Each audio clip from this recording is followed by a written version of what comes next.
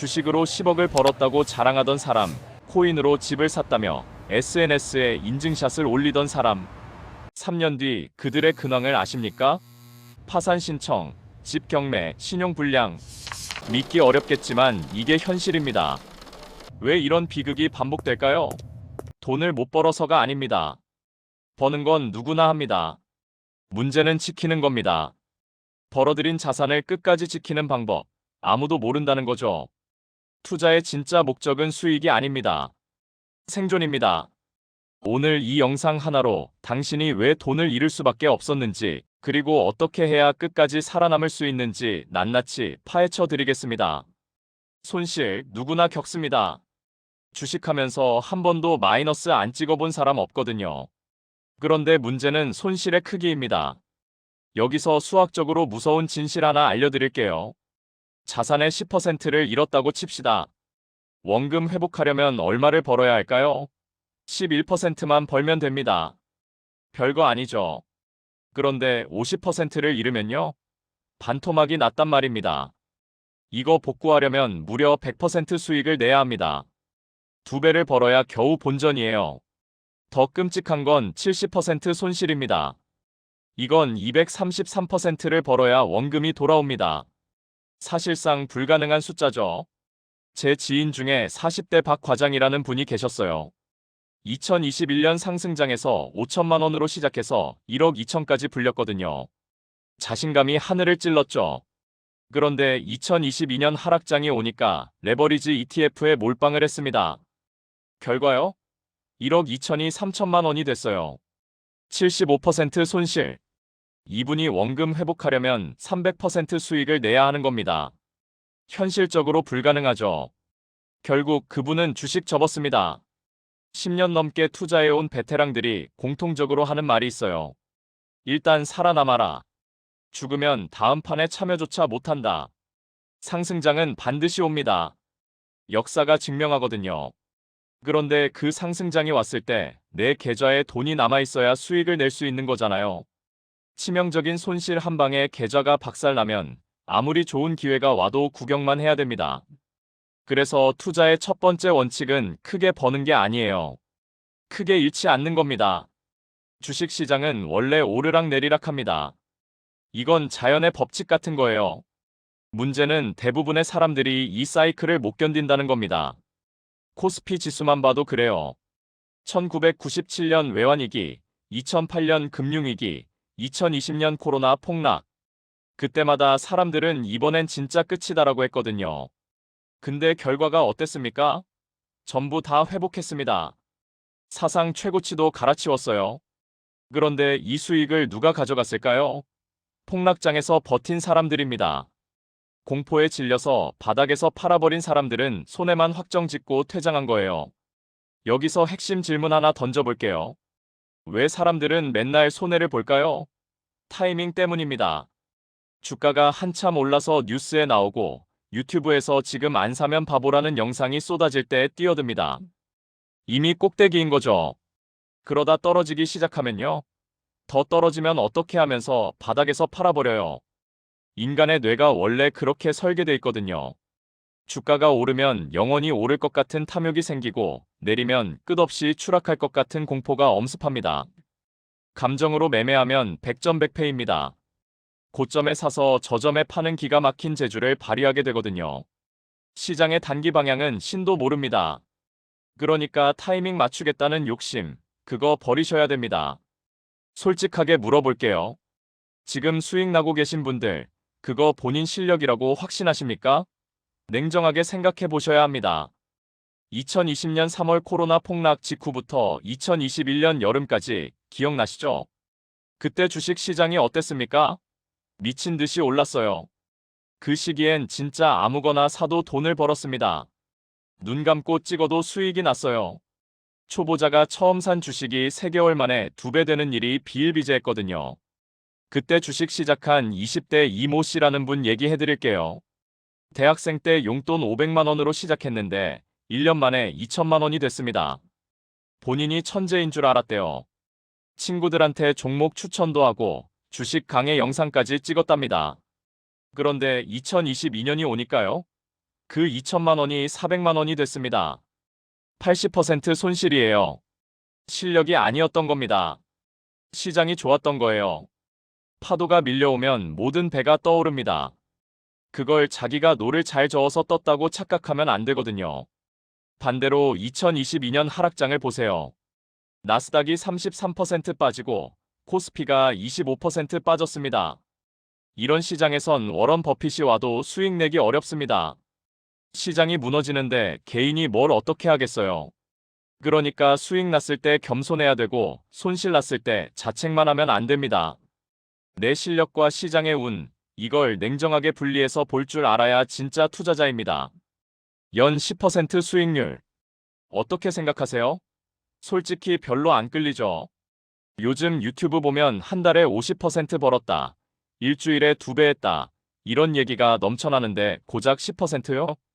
근데 이 10%의 힘을 제대로 아는 사람이 거의 없습니다. 미국 주식시장이 지난 100년간 연평균 얼마를 벌어줬는지 아세요? 대략 7%에서 10% 사이입니다. 전쟁도 있었고, 대공황도 있었고, 금융위기도 있었는데 평균 내면 그렇다는 거예요. 자, 여기서 마법이 시작됩니다. 복리라는 게 있거든요. 이자에 이자가 붙는 겁니다. 1천만 원을 연 10% 복리로 굴린다고 해볼게요. 1년 뒤에 1,100만 원이 됩니다. 별거 아니죠. 10년 뒤엔요? 약 2,600만 원이 됩니다. 이것도 뭐 그럭저럭이네 싶으실 거예요. 근데 30년 뒤를 보세요. 1억 7천만 원입니다. 1천만 원이 1억 7천이 되는 거예요. 아무것도 안 하고 그냥 놔뒀을 뿐인데. 워런 버핏 아시죠? 그분 재산의 99%가 50세 이후에 만들어졌습니다. 젊었을 때도 잘했어요. 근데 진짜 돈은 나중에 벌린 겁니다. 왜냐고요?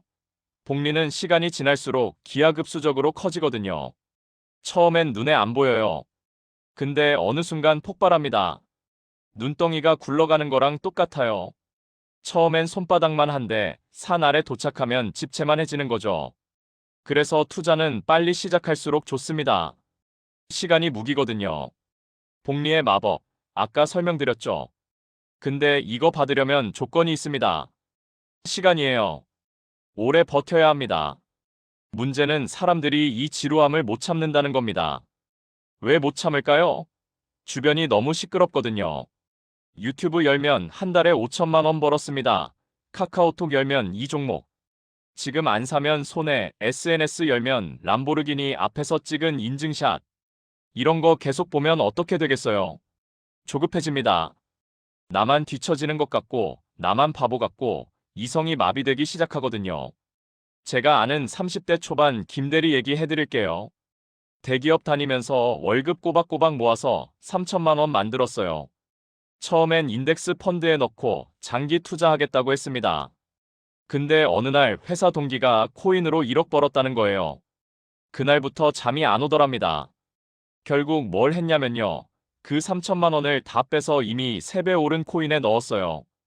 그것도 모자라서 신용대출 2천만 원까지 받았습니다. 총 5천만 원 올인이죠. 결과요? 3개월 만에 70%가 날아갔습니다.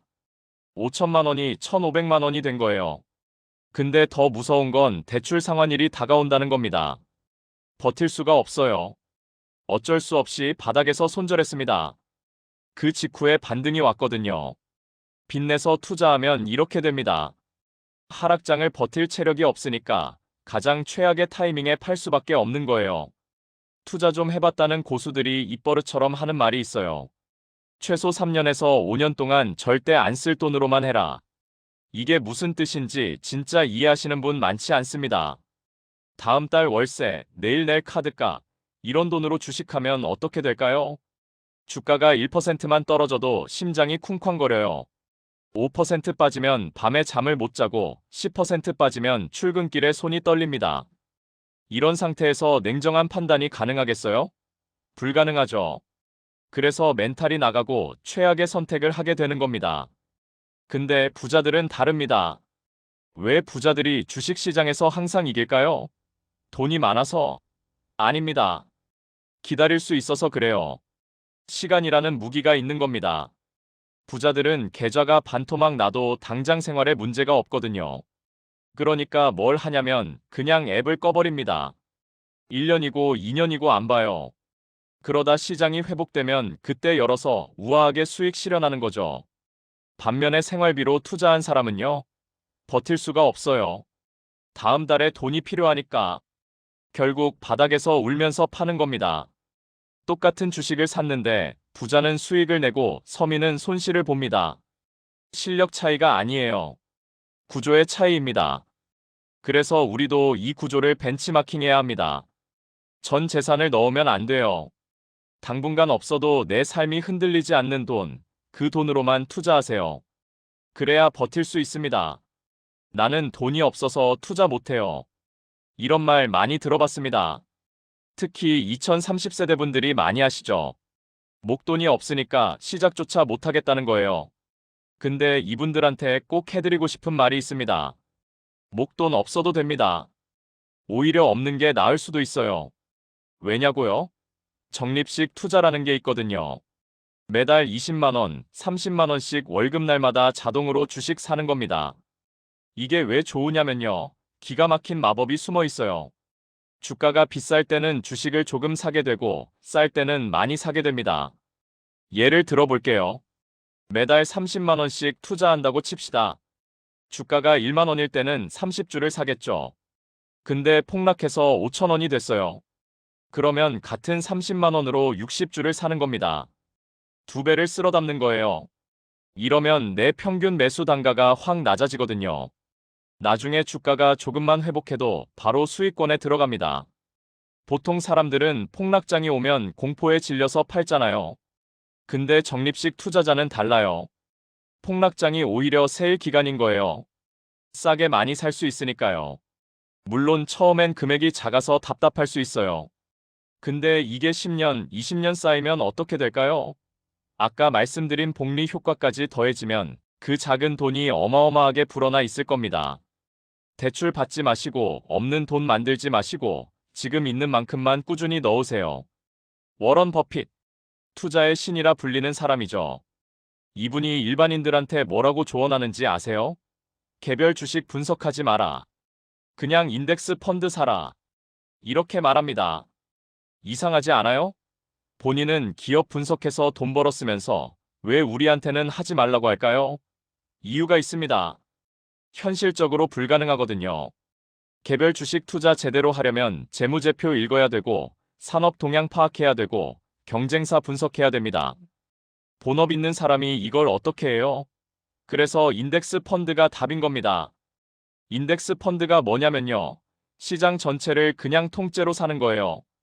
한국 코스피 인덱스 펀드 하나 사면 삼성전자, 현대차, 네이버 같은 대기업들의 자동으로 분산 투자가 됩니다.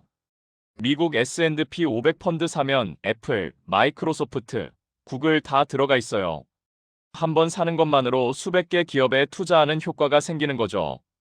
근데 이런 생각 드실 수 있어요. 전문가들이 골라주는 펀드가 더 낫지 않아? 재밌는 통계가 있습니다.